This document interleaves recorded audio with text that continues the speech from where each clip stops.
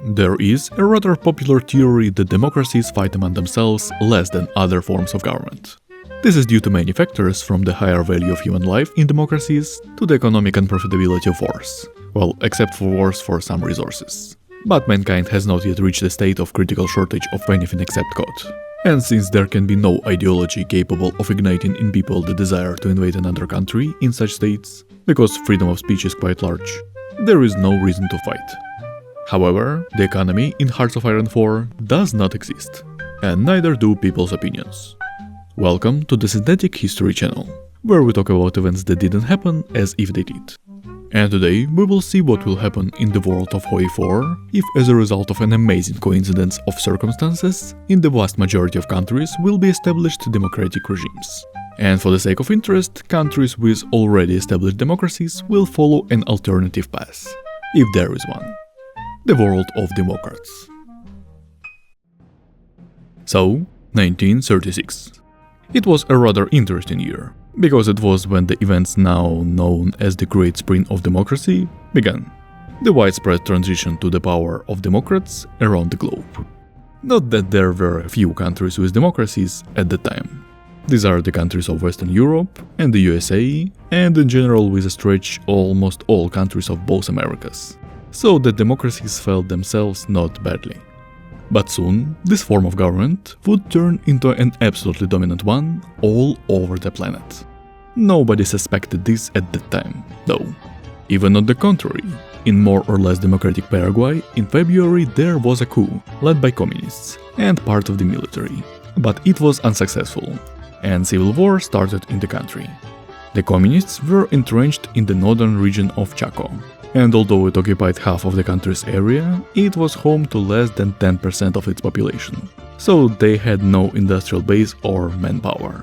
And the government was in no hurry to kick them out. They were in the process of purging the commies, which in turn led to a rather strange situation where for most of the year there was not a single battle between them.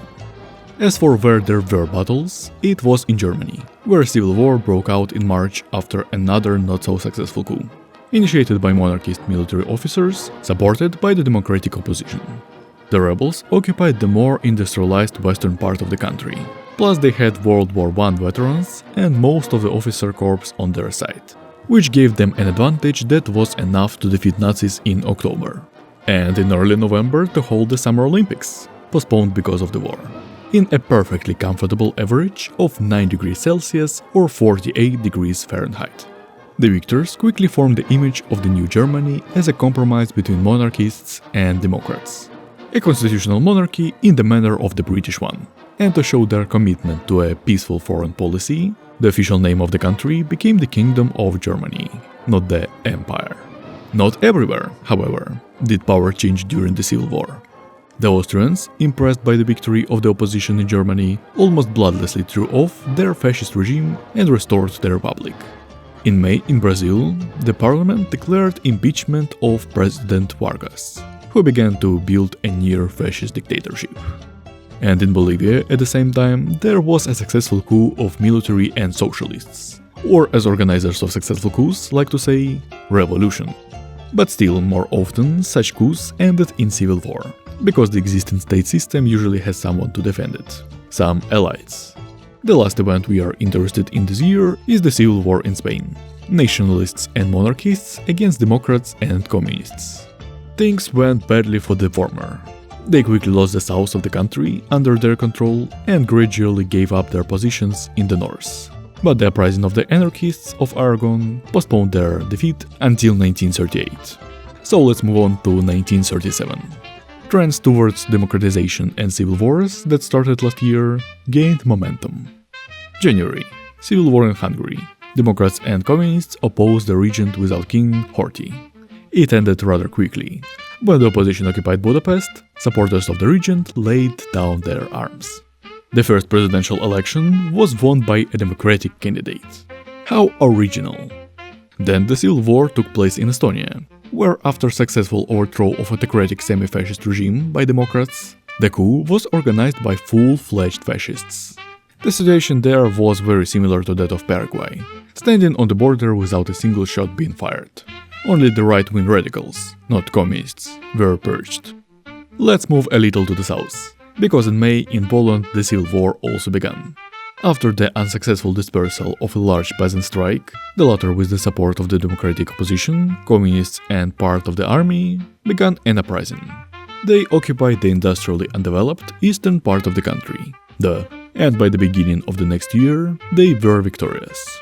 Amid these civil wars, Czechoslovakia and Yugoslavia formed the Czech Entente to defend themselves in case of possible turbulence. In Italy at this time, the fascists overthrew the local dictator Mussolini after a not-so-successful war in Ethiopia. They had no obvious leader other than the aforementioned dictator, which created a power vacuum, which in turn was taken advantage of by the democratic opposition and monarchists the following year. The new government was not going to hold elections, fearing that the people would support something nasty, like fascists or commies. So what? Democracy is the power of democrats. Therefore, elections are not necessary. Anyway, let's move to Asia, because in July the civil war started in Japan too.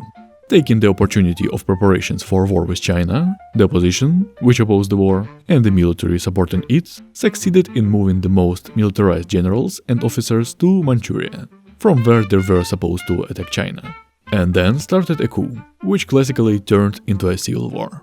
Despite the Democrats' large advantage in industry, the militarists had an equally large army, so the war ended only by March of the following year. This situation was taken advantage of by China. Chiang Kai-shek began to unite the country by force, subduing cliques disloyal to the central government. Now let's go back to South America, where the war between our favorite heroes began. Having ended the civil war, Paraguay attacked Bolivia, where the military promoted the rhetoric of a new war with Paraguay. Between them there was already a war in 1932-35. Paraguay had a mobilized army, so they preemptively attacked. There was no swift victory, but in less than a year the Paraguayans achieved victory and imposed on the Bolivians nothing. Democratic honor, I would say. Next. In Turkey, after President Atatürk's resignation due to health problems, the first free elections in the country's history were held, which were won by the newly created Democratic Party, before which there was a one-party system. Meanwhile, in the US, at the end of the year, they decided to respond to rising tensions in the world and preemptively advanced a resolution allowing the president to use military force to prevent war. A war for peace, so to speak. Spoiler, Roosevelt wouldn't use it very soon. 1938 marked the end of most civil wars, though there were some latecomers.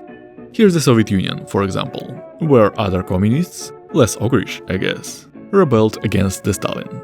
They were members of the right-wing opposition, as Stalin called them, who opposed forced collectivization and industrialization by robbing the peasants and driving them into de facto slavery.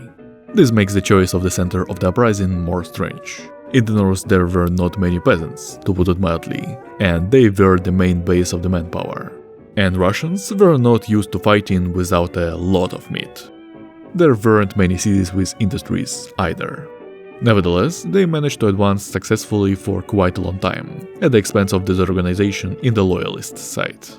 They even took Leningrad and Moscow. Maybe it was counted on. But it didn't affect the balance of forces, and then they began to give up their positions and eventually lost. Their defeat was also influenced by a foreign policy factor. The German government began to promote anti-Soviet rhetoric, calling the Soviets the Great Eastern Threat, in preparation for a confrontation with them. Stalin didn't bat an eye at this provocation, but the right-wing opposition took the threat personally and conducted a series of large exercises, which wasted a substantial part of their ammunition, which they had little of without a military industry. Civil war also occurred in France, where the then Prime Minister Laval, in response to the growing influence of the communists, colluded with the right-wing radicals and declared a state of emergency. The communists didn't wait to be destroyed and started a rebellion, and quite successfully, and were soon supported, surprise surprise, by the German government. And the nationalists quickly lost. But don't think it wasn't a rational decision. It made sense. For their help in the war, the communists gave up their claims to the French colonial empire, creating a bunch of independent states, half of which even developed more or less democratic institutions. Then Germans realized that communists nearby is too dangerous and started to solve this problem. But about it later. And we finally come to the interesting part. How and why what happened. In April, Austria and Italy formed a military alliance, the Alpine Federation, to defend themselves, I guess. In May, Winston Churchill was appointed Prime Minister of the UK, and he immediately declared that Britain would pursue an interventionist policy to defend itself and the world against tyranny. On his initiative, an alliance was formed, which included Japan and Poland. These two events will be of use to us yet. And already on the 5th of September, Greece attacked Turkey and Romania, because they had a mutual defense pact, intending to get lands on the eastern coast of the Aegean Sea. They were not of much use, because there were no Greeks left in Asia Minor after their deportation. And what is the use of land without people in the industrial era? But that was the will of the people deprived of their homeland. After all, less than 20 years have passed since the deportation, and the Democrats were forced to pick up this public demand. Otherwise it would have been picked up by someone else. So, this war should have ended in wide peace, because neither side had the strength to attack and real interests to continue it. And this was the first war in the 20th century between democracies. Though not mature, but democracies nevertheless. But destiny decided otherwise, and Greece was taken into the UK alliance, and the Allies got involved in this war. Churchill seemed to want revenge on Turkey for his disgrace in the First World War. Austria and Italy reacted to this injustice by standing up for Romania. The Carpathian Mountains are almost like the Alps, and retroactively for Turkey. And so began the Second World War. The forces of the opponents were approximately equal, so neither in Europe nor in Africa no one had significant successes, except that Romania confidently moved on to Poland, undermined by the civil war. However, the situation changed when in May 1939, Britain, wanting to secure its oil imports, didn't attack Iraq and Iran, as well as the Netherlands.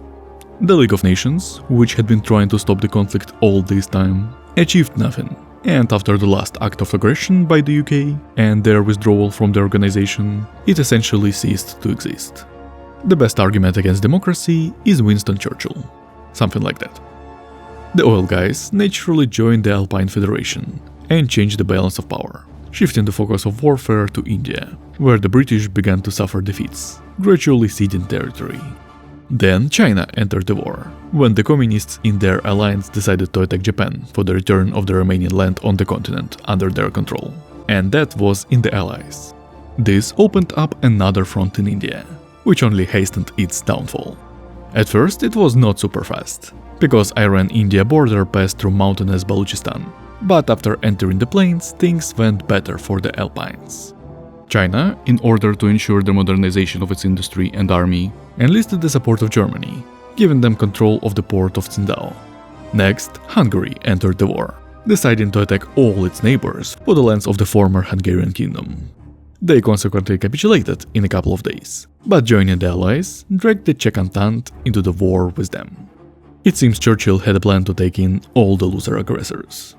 Yugoslavia's entry into the war allowed Italy to safely supply its contingent in Greece, fully occupying it in October 1939. And Czechoslovakia's entry into the war in turn meant the end for Poland in December.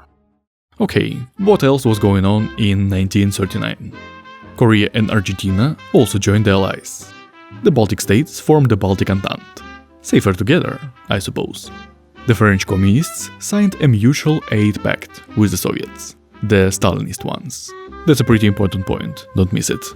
The same pact the following year was concluded with the Soviets, the right-wing opposition ones, down to the last letter. Well, it's not surprising, they were made by one man, Maxim Litvinov. So, the French didn't bother with the choice of side. Understandable. By the way, they had another civil war there next year. Nationalists raised their heads in Paris, but they were quickly put down. Moving on to 1940. It began with the landing of the British in the Netherlands. This time they fought back, but none of the other participants in the war could help them. And as a result of one of these landings, the British were able to gain a foothold and occupied the whole country. Then they did the same thing with the Dutch colonies in Indonesia, alongside the Japanese and Australians. They, by the way, gained full independence last year. Another interesting thing.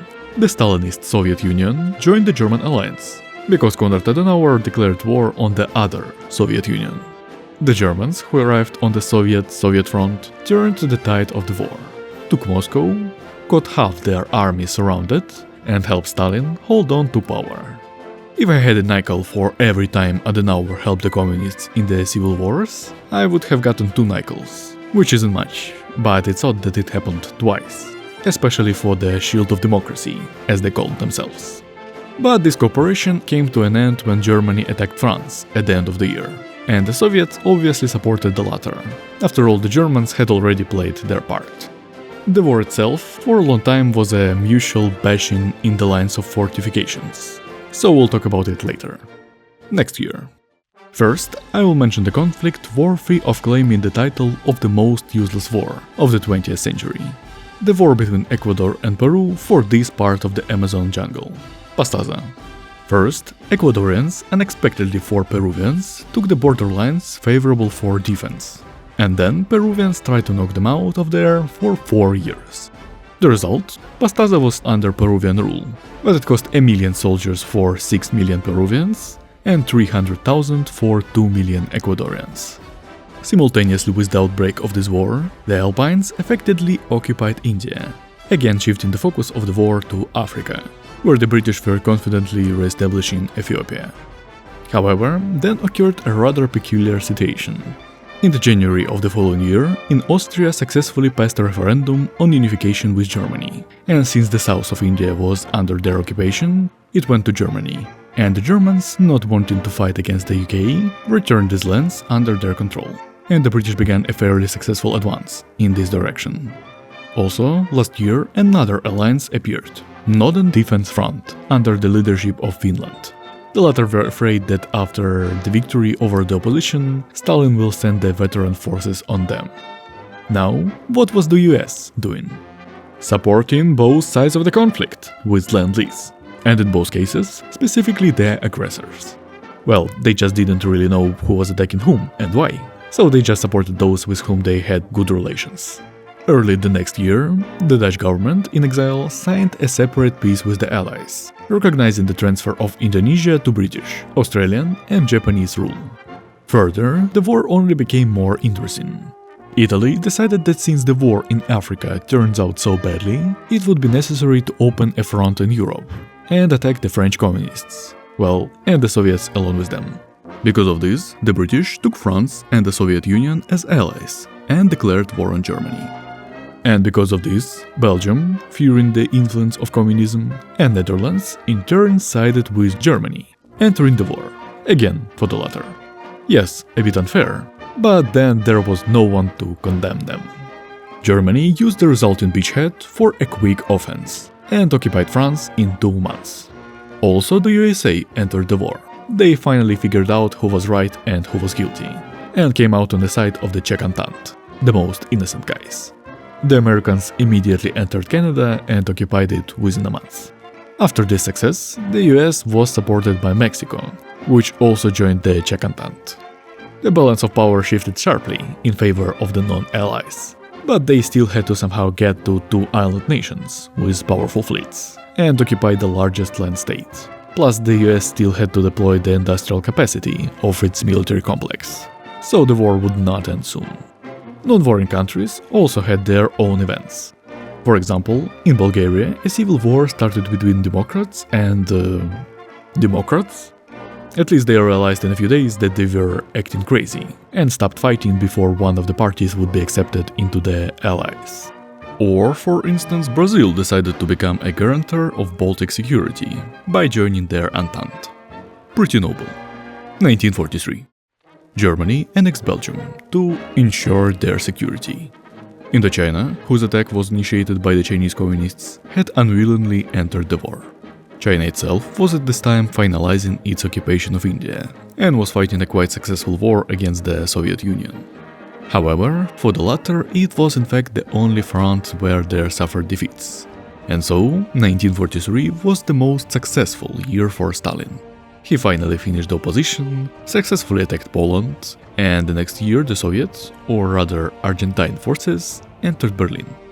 It is worth saying that at the same time the Germans entered Kiev and then Moscow. In September, they landed in the Gulf of Finland, consolidated, and from there, almost without any resistance, led an offensive, reaching the Black Sea in early 1945 and closed a huge number of Allied soldiers, mainly British, in the encirclement. Things were not good on the southern front either, where the Italians and Iranians were successfully advancing. But also then there was a split in the anti-Allied coalition camp, when Germany attacked Italy for what? Well, here it is, for betraying them in World War I. Nothing is forgotten. Most of the Italian army was concentrated on the Soviet front, and therefore they could do nothing with the superior forces of the Germans. And after the latter entered Rome, they capitulated.